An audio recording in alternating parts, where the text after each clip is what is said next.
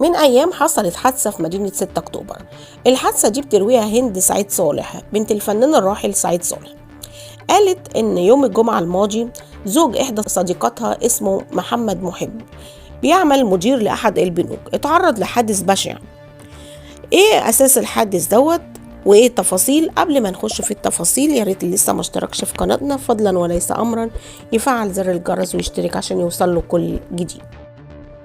بتقول بنت سعيد صالح إن الكلب اللي بتملكه الإعلامية أميرة شنب اللي بتقدم برنامج أميرة في المطبخ هاجمه وأحدث بيه إصابات شديدة، وإن زوج صاحبتها دخل في غيبوبة نتيجة هجوم الكلب عليه.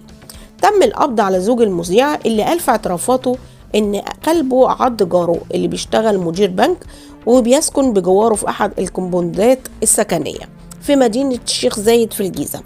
قال كمان إن جاره المجني عليه عنده كلب هو كمان، وإن هما اتفقوا قبل كده على إبعاد الكلبين عن بعض، وده عشان ما يحصلش بينهم أي إصابات، وإن المجني عليه جاله شقته قبل الواقعة لكن ما كانش موجود هو أو زوجته.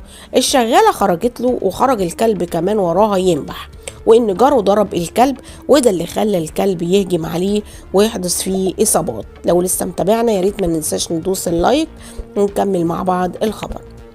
اتضح من التحقيقات كمان ان الكلب من نوعية بيتبول المحظور استيراده دوليا وانه دايما بيزعج جاره، وان المجني عليه اتعرض من الكلب لإصابات خطيرة وقطع نافذ في الأوتار والأعصاب.